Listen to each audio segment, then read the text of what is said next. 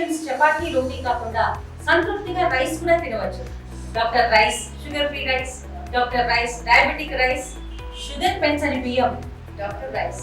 మావోయిజాన్ని కూకటి వేలుతో పెకలించాలని కేంద్ర ప్రభుత్వం తీసుకున్న నిర్ణయంలో భాగంగానే ఆపరేషన్ కగార్ అమలు చేస్తోంది. ఛత్తీస్గఢ్లో గత 2 రోజుల క్రితం జరిగినట్టు అంబుజ్గర్ అటవీ ప్రాంతంలో 72 గంటల పాటు జరిగినటువంటి ఎదురుకాల్పుల్లో మొత్తం 26 మంది మావోయిస్టులు హతమార్చబడ్డారు. అందులో పెద్ద తలగాయగా చెప్పుకునేటువంటి నంబూరు కేశవరావు కూడా ఎన్కౌంటర్ అయ్యారన్నటువంటి నిర్ధారణకు వచ్చినటువంటి ఛత్తీస్గఢ్ ప్రభుత్వం మాత్రం ఈరోజు ఆంధ్రప్రదేశ్ కూడా సమాచారం ఇచ్చింది. ఆయన స్వగ్రామం అయినటువంటి జిఎన్న పేట గ్రామంలో ఉన్నాం. ప్రస్తుతం 45 ఏళ్ల క్రితం ఈ గ్రామం నుండి అడవు బాట పట్టినటువంటి నంబూరు కేశవరావు ఎట్టకేలకు ఎన్కౌంటర్లో మృతి చెందారనే విషయం బంధువులకి ప్రాథమిక సమాచారం ఇవ్వడమే తప్ప ఇప్పటివరకు బంధువులు ఎవరూ కూడాను ఆ మృతిని మాత్రం నిర్ధారించే పరిస్థితి లేదు. ఛత్తీస్గఢ్ హాస్పిటల్లో ఉన్నటువంటి ఈ మృతదేహాన్ని గుర్తించుకెళ్ళి వెళ్ళిన బంధువులకు కూడా ఈరోజు మృతదేహాన్ని చూపించే పరిస్థితి లేదు. ఇంతకీ నంబూరు కేశవరావు ఎన్కౌంటర్ కాబడ్డారా, లేకపోతే గత ఏడాది అక్టోబర్ 6వ తేదీన జరిగిన ఎన్కౌంటర్లో కూడా ఆయన ఎన్కౌంటర్ చేయబడ్డారన్న ప్రకటన ఒక్కసారిగా ఈ గ్రామస్తులను ఉలిక్కిపాటుకు గురిచేసింది. బంధువులందరూ కూడాను ఈ మృతిపై మాత్రం ఒక స్పష్టత లేదన్నటువంటి అనుమానం తలెత్తింది. కానీ ఈసారి మాత్రం సాక్షాత్తు దేశ ప్రధాని నరేంద్ర మోడీతో పాటు అమిత్ షా కూడాను నంబూరు శంకర్రావును మాత్రం ఎన్కౌంటర్ చేశారని ప్రకటించడంతో మాత్రం ఈరోజు జిఎన్పేట గ్రామంలో ప్రతి ఒక్కరు కూడాను ఇంకా శంకర్రావు లేరు అన్నటువంటి వార్త వారందరూ జీర్ణించుకోలేకపోతున్నారు. ఈ గ్రామంతో పాటు ఆయనకున్నటువంటి అవినావ సంబంధం, చిన్నప్పుడు ఒక ఉపాధ్యాయుడు తండ్రి అయినప్పుడు కూడాను చదువుపై ఆసక్తి ఉంది, మంచి కబడ్డీ ప్లేయరు, ఆయన మంచి విద్యావంతులు అవుతారనే ఆశను మాత్రం ఈరోజు ప్రజాసేవ చేయాలని ఆయన ఉద్దేశం మాత్రం ఈరోజు ఈ బాట పట్టించింది. ఆయన వరంగల్లో బీటెక్ చేస్తున్నప్పుడు మాత్రం ఆయనకు అక్కడ విద్యార్థి సంఘాలతో ఉన్నటువంటి తగాదా కారణంగా ఒక హత్యలో నిందితుడిగా కావడం, అనంతరం ఆయన 1987లో శ్రీలంక ఎల్టీటీలో శిక్షణ పొంది ఏంటంటే మిలిటరీలో శిక్షణ పొందినటువంటి విధంగా ఆయన చేసినటువంటి ఆ ప్రయత్నంలో ఆయన మాత్రం సిపిఐ ఎంఎల్ పార్టీ ప్రధాన కార్యదర్శిగా నియమించి అంటే మావోయిజంలో రావడం జరిగింది. ప్రస్తుతం మాత్రం కేంద్ర కమిటీ ప్రధాన కార్యదర్శిగా ఉన్నటువంటి ఆయన ఎన్కౌంటర్ చేశారన్న విషయం తెలిసినటువంటి గ్రామస్తులు అందరూ కూడాను ఆవేదన వ్యక్తం చేస్తున్నారు. ప్రస్తుతం ఆయన 2వ తల్లిగారు అయినటువంటి ఆయన అంటే పుట్టి పెరిగినటువంటి ఇల్లు ఇది. ఈ ఇంట్లో ఆవాసం ఉండేలు. ఆయనకి వాళ్ళ నాన్నగారికి 2 భార్యలు, మొదటి భార్యకి మాత్రం 2 కుమారులు, 3 కుమార్తెలు. చిన్నవాడైనటువంటి కేశవరావు మాత్రం చిన్నప్పటి నుంచి కూడాను విప్లవ భావాలు అలవర్చుకొని ఉద్యమాల వైపు వెళ్ళాలన్నటువంటి ఆయన మనసును మార్చేందుకు తండ్రి చేసినటువంటి ప్రయత్నం మాత్రం ఫలించకపోవడంతో తల్లిదండ్రులు 2 కూడాను ఆయన వైపు వెనక్కి చూడలేదు. ఆయన కూడా గ్రామాన్ని విడిచి 45 ఏళ్ళు కావస్తా ఉంది.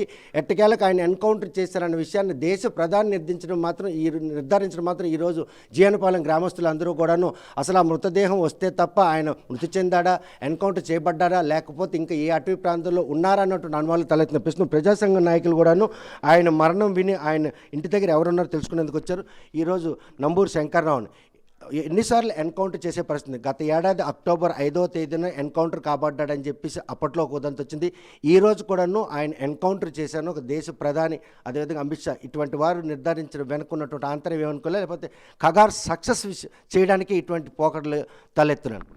ఇప్పుడు మనం అనేది ఏంటంటే ఈ భారతదేశ విప్లవానికి ప్రధాన నాయకత్వం వహిస్తున్న నంబూరు కేశవరావు ఇంతకుముందే 4-5 సార్లు దప్పాలుగా ఏంటంటే ఎన్కౌంటర్ చచ్చిపోయారని చెప్పి అన్నారు. అయితే మనిషి చచ్చిపోయిన తర్వాత ఎన్నిసార్లు చంపుతారు ఈ పోలీసులు, ఏటో అర్థం కాదు ఇది.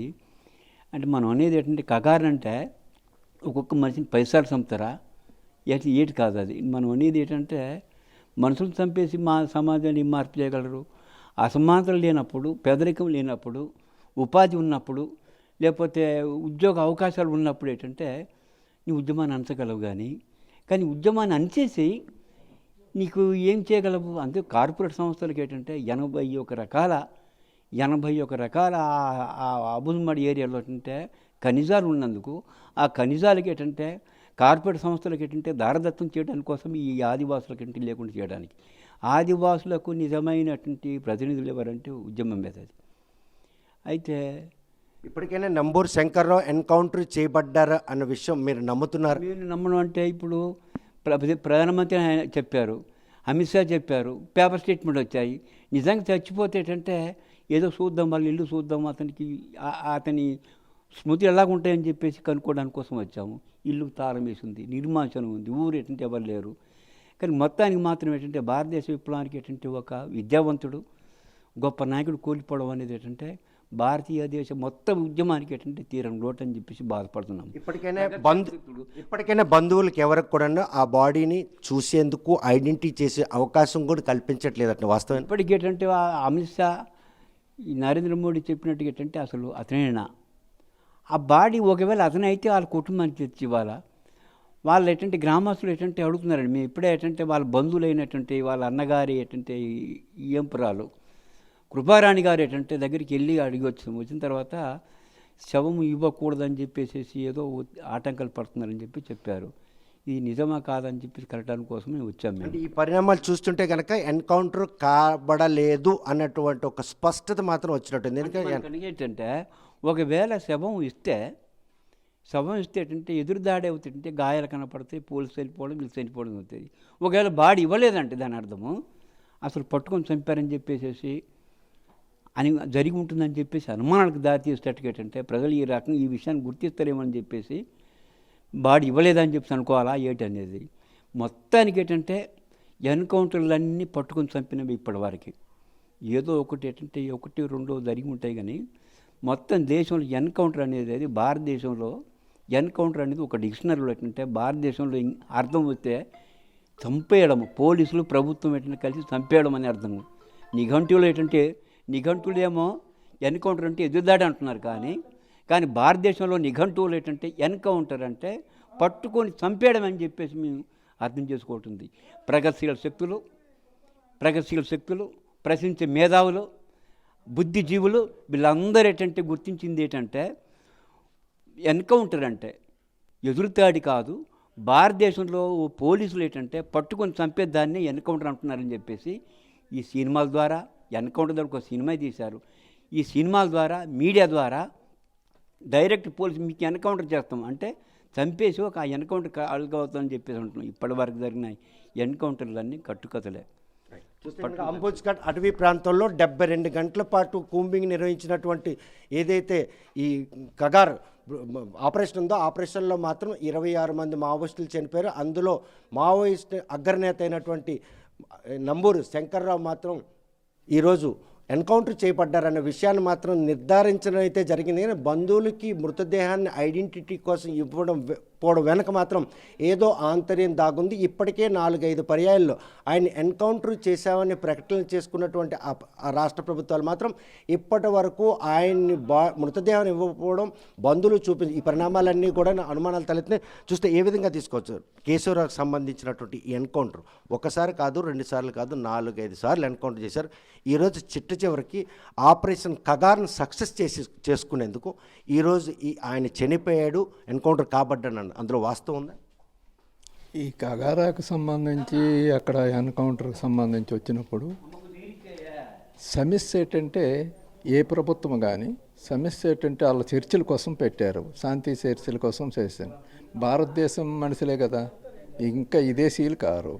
సమస్య పరిష్కారం కోసం వాళ్ళు సమాజం నిర్మాణం కోసము, మొత్తం దోపిడీ లేని సమాజం కోసం నిర్మాణం కోసం వాళ్ళు త్యాగం చేస్తున్నారు. ప్రభుత్వం ఇంకా మొత్తం ఏంటంటే నిరుద్యోగము, మొత్తం ఏంటంటే ఈ వైద్యం ప్రైవేటు పరము, మొత్తం ఉద్యోగం ప్రైవేటు పరము, మొత్తం ఏంటంటే కంపెనీలు ప్రైవేటు పరము ఇవన్నీ చేస్తున్నప్పుడు ఇవన్నీ ఏంటంటే ప్రజల పరం కావాలా, ప్రజలకి అన్నమాట న్యాయంగా ఉండాలనేది ఒక అంశం. అంటే దశాబ్దాల కాలంగా పేద ప్రజలు మనుగడ కోసం పోరాడుతున్న ఈ మావోయిజాన్ని కోకట వేలుతో పకలించేందుకు ఆపరేషన్ కగార్ను రంగంలో దించారు. ఇప్పటికే 578 మంది మావోయిస్టులను చంపామని ఒక ఫిగర్ కూడా విడుదల చేశారు. అంటే 2010 నాటికి 96 జిల్లాల్లో విస్తరించినటువంటి ఈ మావోయిజం ఈరోజు కేవలం 42 జిల్లాలకే పరిమితం అయితే మావోయిజం అంతమొందే పరిణామాలు స్పష్టంగా కనిపిస్తున్నటువంటి పరిణామాలు ఈ ఆపరేషన్ కగార్ వాళ్ళు సక్సెస్ అయ్యారనుకోవచ్చు.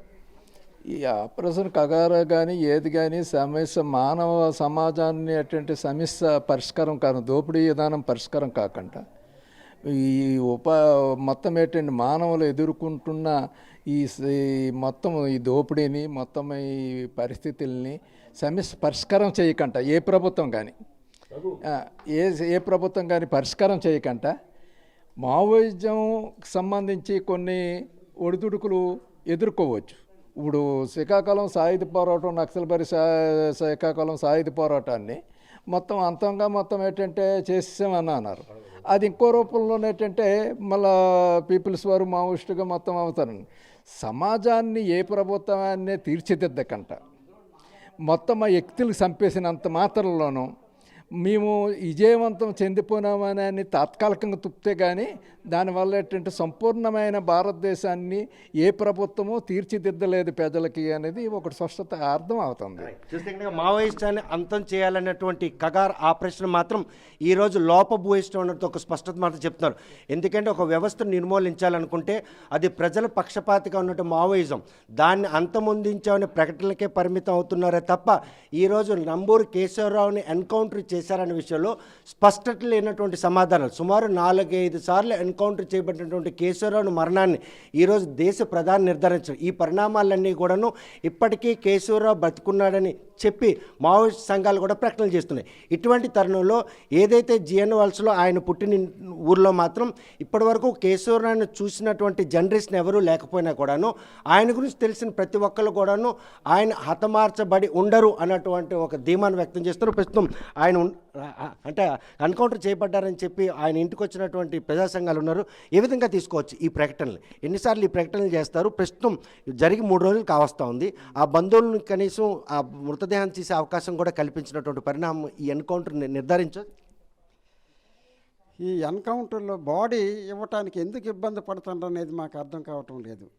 అయితే ఏమైనా ఇది బాడీ మేము ఇవ్వము అనే దాంట్లో ఏమైనా లోపల ఆంతర్యం ఏమైనా ఉందా? కనీసం శవాలు ఆ కుటుంబాలకి, ఆ రక్త సంబంధికులకి ఒప్పచెప్పాలని సుప్రీంకోర్టు తీర్పు ప్రకారంగా ఆ బాడీస్ వాళ్ళ బంధువులకు అప్పచెప్పాలి. అలా కాకుండా ఈ బాడీ ఇవ్వము, ఈ బాడీ ఇస్తే శాంతి భద్రత సమస్య ఏర్పడుతుందన్న ఆలోచనతో ప్రభుత్వం ఉందనేది ఒక మాట వినిపిస్తుంది. ఎన్కౌంటర్ చేయబడ్డాడని నిర్ధారించినప్పుడు ఆ మృతదేహాన్ని బంధువులకి అప్పగెప్పడంలో ఎటువంటి శాంతి భద్రత నిఘాతం కలిగిస్తుందంటే ఒక సెంట్రల్ గవర్నమెంట్ తీసుకున్నట్టు ఆపరేషన్లో చనిపోయిన నంబూరు శంకర్రావు విషయంలో ఈ మృతదేహం ఈ బాడీ కనీసం ఆ బంధువులకు అప్పచెప్పాలనేది ఒక కనీస మానవీయ కోణం నుండి మనం ఆలోచించాలి. ఆ బంధువులు వాళ్ళందరూ వెళ్ళి రిక్వెస్ట్ చేసి మా బాడీ మాకు అప్పచెప్పండి, మేము మా సాంప్రదాయం ప్రకారంగా దహన సంస్కరణలు చేసుకుంటామని వాళ్ళు వెళ్ళినప్పుడు కూడా వాళ్ళకి బెదిరించే పరిస్థితి ఉందనేది మేము వెళ్ళి కృపారాణి గారితో మాట్లాడితే ఆమె ఒక మాట ఉంది, బాడీ ఇవ్వటం వెనుక కొంచెం ఇబ్బందులు ఉన్నాయి, శాంతి భద్రతలు ఉన్నాయి అనేసి ఒక వదంతి అనేది వినిపిస్తుంది. ఇది ఎంతవరకు కరెక్ట్ అనేది ఆలోచించాలి. ఆ బాడీ మాత్రం అది ఆ కుటుంబ రక్త సంబంధికులకి వాళ్ళకి ఇవ్వడం అనేది కంపల్సరీ ఇవ్వాలనేది మేము కోరుతున్నాం. చూస్తే కనుక నంబూరు శంకర్రావు ఎన్కౌంటర్ చేయబడిన తర్వాత కూడాను మృతదేహాన్ని బంధువులు చూపించడం విషయంలో ఆ మృతదేహాన్ని వారికి ఇచ్చే విషయంలో తత్సారం మాత్రం పలు అనుమానాలు దారితీస్తున్నాయి. శంకర్రావుని ఎన్కౌంటర్ చేశామని ప్రకటన జారీ చేశారు. కానీ ఆ మృతదేహాన్ని ఐడెంటిటీ చేయడంలో కానీ ఇవ్వడం విషయంలో కానీ ఇప్పటి వరకు కూడా తత్సర్వానికి ఏ ఆంతర్యం దాగుందని మరి ఎందుకో కానీ ప్రభుత్వం అది తేల్చుకోవాలి. అసలుకి ఎన్కౌంటర్ అనేది జరిగిందా, ఆయన చనిపోయాడా లేదనేది ప్రభుత్వం ఏంటంటే ఇప్పుడు మనకి భారతదేశ హోమ్ మినిస్టర్ స్వయాన నంబళ్ళ కేశవరావు ఎన్కౌంటర్లో చనిపోయాడని అంటున్నారు. కానీ అయితే ఇప్పటికి కూడా ఏంటంటే ఆ బాడీ అనేది ఆ రోజు ఉన్నటువంటి ఆయన పోలికలు ఇప్పటికి పోలికలకి చాలా తేడా కనబడుతుంది. అయితే ఇప్పుడు అది అవునా కాదనేది మాకు సందేహం. అయితే మేము ఎందుకు వచ్చామంటే అసలుగా ఆయన చనిపోయాడా లేదా కుటుంబ సభ్యులను కలడానికి ఒక పరామర్శగా వచ్చాము మేము. అయితే కుటుంబ సభ్యులు అనేవాళ్ళు లేరు. అయితే ఈ మొత్తానికి ఏంటంటే ఆయన ఎందుకు ఇప్పటి వరకు కూడా చాలా ఎన్కౌంటర్లో చనిపోయిన ఆ కుటుంబ సభ్యులు బాడీ లేదు ఇచ్చి ఉన్నారు. కానీ ఈ బాడీ ఎందుకు ఇవ్వడం లేదు? ఇవ్వరు అని అంటే ఏదో కారణం అనేది ఉండాలి. కారణం ఉందనుకోవచ్చా, లేకపోతే ఎన్కౌంటర్ కాబడలేదు అని కూడా ఒక అనుమానం. అదే బాడీ ఇవ్వను అంటారు కాబట్టి ఆయన బాడీ కాదేమో అనిపిస్తుంది మాకు. అందుచేతనే ఆ బాడీ ఇవ్వమని చెప్తున్నారు. అలాగే ఏంటంటే మొత్తానికి ఏంటంటే ఈ కగారు మొత్తానికి ఏంటంటే మొత్తం మావోయిస్ట్ పార్టీని పూర్తిగా లేకుండా 2026 మార్చి 31కి లేకుండా చేస్తామని హోమ్ మినిస్టర్ అలాగే ప్రధాని కూడా ప్రకటిస్తున్నారు. అయితే ఈ మూలాలనేవి వాళ్ళు కనుక్కోవాలి. ఈ మావోయిస్ట్ పార్టీ ఈ ఏర్పడడానికి మూలాలు కనుక్కొని ఆ మూలాలను పరిష్కరిస్తే మావోయిస్ట్ పార్టీ అనేది ఉండదు. కానీ ఆ మూలాలనేవి పరిష్కరించకుండా వ్యక్తుల్ని పరిష్కరించి భౌతికంగా వాళ్ళని ఏదో చంపేస్తే ఆ భావజాలం అనండి లేకపోతే ఆలోచన అనేది మిగిలి ఉంటుంది. కాబట్టి ఈ రోజు కాకుండా మరోసారి అనేది పునరావృతం కాకుండా ఉండదు. కాబట్టి పూర్తిగా వ్యవస్థని అసమానతలు లేని వ్యవస్థ కోసం అలాగే దోపిడీ లేని సమాజం కోసం వాళ్ళు మొత్తానికి ఏంటంటే ఈ పోరాటంలో 56 సంవత్సరాల నుండి పోరాటం చేస్తున్నారు. ఆ పోరాటంలో అనేక మంది అమరులయ్యారు. అలాగే ఇటువైపు నుండి కూడా పోలీసులు కూడా చనిపోతున్నారు, 2 వైపుల నుండి కూడా. అయితే మొన్న మార్చిలోన మేధావులు, సామాజిక జీవులు అంటే వ్యక్తులు అలాగే ప్రజా సంఘాలు ఒక పిలిపించాయి. ఇలాగా ఇటువైపు నుండి అటువైపు నుండి నష్టాలు జరుగుతున్నాయి కాబట్టి ఈ నష్టాలు జరగకుండా ఉండడానికి ఒక శాంతి చర్చల కోసము మార్చి 20న రౌండ్ టేబుల్ సమావేశంలో ఒక తీర్మానం చేశాయి. ఆ తీర్మానాన్ని అనుసరించి మావోయిస్ట్ పార్టీ వెంటనే స్పందించి మేము శాంతి చర్చలకు సిద్ధంగా ఉన్నాము అని ఒక ప్రకటన చేశాడు. అలాంటప్పుడు ప్రభుత్వం కూడా దాన్ని స్పందించి ఇప్పటి వరకు కూడా ఈ సమస్య మూలాలు తెలుసుకొని దాన్ని పరిష్కరించడానికి ప్రయత్నం చేయవలసింది పోయి భౌతికంగా నిర్మూలించే ప్రయత్నంలోనే ప్రభుత్వం ఉన్నది, మొండిగా వ్యవహరిస్తుంది అనేది మా భావన. చూస్తే కనుక మావోయిజాన్ని పూర్తిగా అంతమొందించాలని ఆపరేషన్ కగారాన్ని రూపొందించినటువంటి కేంద్ర ప్రభుత్వం మాత్రం ప్రస్తుతం కాదు ఆయన గురించి తెలుసా? శంకర్రావు గురించి తెలుసా? చూసా కేశవరావు ఎవరు మరి ఎప్పుడో వెళ్ళిపోండి, ఇప్పుడు అన్నారా గన్నాలైనా వెళ్ళిపోండి, ఇక్కడ లేరు. కేశవరావు చూసావా చిన్నప్పుడు? రాంప్రసాద్ మొన్న వచ్చినాడు మా ఊరు పెళ్ళైతే, వచ్చేప్పుడు కూడా భోజనాలు వెళ్ళిపోండు. మరో ఊరు రావడం లేదు, ఎవరు వచ్చాడు ముసలిదాయి ఉండేది. ముసలిదాయి మరి కూతురు ఇంటికి వెళ్ళిందో ఏటో మాకు తెలుసు. మరి అదే వాళ్ళ కుటుంబం జాయిన్ చాలా మంచోళ్ళు, కానీ ఎందుకని దేవుడు చేసిందో ఏటో తెలదు. మంచోళ్ళు, వాళ్ళ కుటుంబం మంచి పిల్ల తెల్లి ఆడు మేము బాగారులాగే కానీ బాగారు కాము కానీ చక్కని ఉండేవాళ్ళము. మరి ఆ ముసలిదయ్య రాంప్రసాద్ ఎక్కడ చేస్తాడట. ఆ రాంప్రసాద్ చేసిన తర్వాత ఏమో రాంప్రసాద్ వాళ్ళ తమ్ముడిని చూసావా? రాంప్రసాద్ మరి ఎక్కడ ఉంటాడు కదా, వెళ్ళిపోండి ఉద్యోగం అలా ఆవిడ కడికి ఉద్యోగం చేస్తుంటే వెళ్ళిపోండు. కేశవరావు ఎక్కడ ఉన్నాడు? కేశవరావు అదేం ఉద్యోగాలు మాకు తెలవు, అలాంటి తెలుసు. మరి చూస్తే కనుక ప్రస్తుతం మాత్రం నంబాల కేశవరావు ఎన్కౌంటర్ విషయంలో మాత్రం ఈ గ్రామస్తులు అందరూ కూడాను ఈరోజు ఒక శోకసంద్రంలో ఉన్నారని చెప్పుకోవచ్చు. కాకపోతే మృతదేహం బంధువులు ఐడెంటిటీ చేసిన తర్వాతే ఈరోజు ఆయన మరణాన్ని నిర్ధారించుకునేందుకు మాత్రం అందరూ సంసిద్ధంగా ఉన్నారు. ఇప్పటికే 3-4 ఎన్కౌంటర్లో ఆయన మరణించాడన్నటువంటి ఉదంతులు ప్రతిసారి తలెత్తడంతో ఈసారి కూడా ఇది ఒక ఉదంతగానే పరిణామాలు తీసుకుంటున్నారు. ఇటువంటి తరుణంలో ఛత్తీస్గఢ్లో ఉన్నటువంటి ఆ మృతదేహాన్ని చూసేందుకు వెళ్ళినట్టు బంధువులను చూపించకుండా ఈరోజు ఆ మృతదేహాన్ని కనుక జిల్లాకు తెచ్చినట్టయితే శాంతి భద్రత నిఘాతం కలుగుతాయని జిల్లా పోలీస్ యంత్రాంగం కూడాను కేంద్రం రాష్ట్ర ప్రభుత్వాలకు నివేదించినట్టు సమాచారం. ఈ విషయం తెలిసినటువంటి ప్రజా సంఘాలన్నీ కూడాను ఆయన స్వగ్రామంలో వచ్చి ఆయన బంధువులు కలిసేందుకు ప్రయత్నం చేస్తున్నారు. కాకపోతే నంబాల కేశవరావు విషయంలో మాత్రం 45 ఏళ్ళుగా ఈ గ్రామం విడిచి మావోయిస్ట్ పార్టీకి కీలక పాత్ర పోషించారు. ఆయన పోషించినటువంటి కీ రోల్లో మాత్రం బలిమెర ఘటనలో మొత్తం 76 మంది సిఆర్పిఎఫ్ జవాన్లను హతమార్చడంలోనూ, అదేవిధంగా 2003లో చంద్రబాబు నాయుడుపై బాంబు అటాక్ ఇవన్నీ కూడాను ఆయన రూపొందించినటువంటి స్కెచ్లుగానే భావిస్తున్నారు. ఆయనపై సుమారు 2 కోట్ల రూపాయలు రివార్డు ఉండడంతో మాత్రం ఆయన మృతదేహాన్ని అప్పగించేందుకు చేస్తున్నటువంటి ప్రయత్నంలో తత్సారం ఈసారి కూడాను ఆయన ఎన్కౌంటర్ కాబడలేదు అన్నటువంటి ఒక సంకేతాలు కనిపిస్తున్నాయి. ఈ విషయంలో కేంద్ర రాష్ట్ర ప్రభుత్వాలు ఆ మృతదేహాన్ని ఐడెంటిఫై చేయడంతో పాటు ఆ బంధువులకు ఆ మృతదేహాన్ని అప్పగించి స్వగ్రామంలో ఆయన అంత్యక్రియల కార్యక్రమం నిర్వహించే మరణించినాడే ఈరోజు నంబూరు కేశవరావు ఇంక ఈ లోకంలో లేరు అన్నటువంటి వాస్తవ పరిస్థితులు తెలుసుకుంటాం తప్ప అప్పటి వరకు కూడాను ఆ ప్రకటనలు ఏమి పట్టించుకునే పరిస్థితుల్లో లేవని గ్రామస్తులు అదే ప్రజా సంఘాలు కూడా నిర్దేశిస్తున్నారు. మరి ఈ విషయంలో బంధువులకి కేశవరావు మృతదేహాన్ని అప్పచెప్తారా, స్వగ్రామంలో ఆయన భౌతికాయానికి అంత్యక్రియలు జరపబడతాయా లేదా అనే విషయం వేచి చూడాల్సిందే. నంబూరు కేశవరావు స్వగ్రామైనటువంటి జీఎన్పేట నుండి వీడియో జర్నలిస్ట్ రామకృష్ణతో సత్యం ఆర్టీవీ శ్రీకాకుళం. ఇండియా పాకిస్తాన్ తాజా అప్డేట్స్ కోసం డౌన్లోడ్ చేసుకోండి RTV లైవ్ యాప్.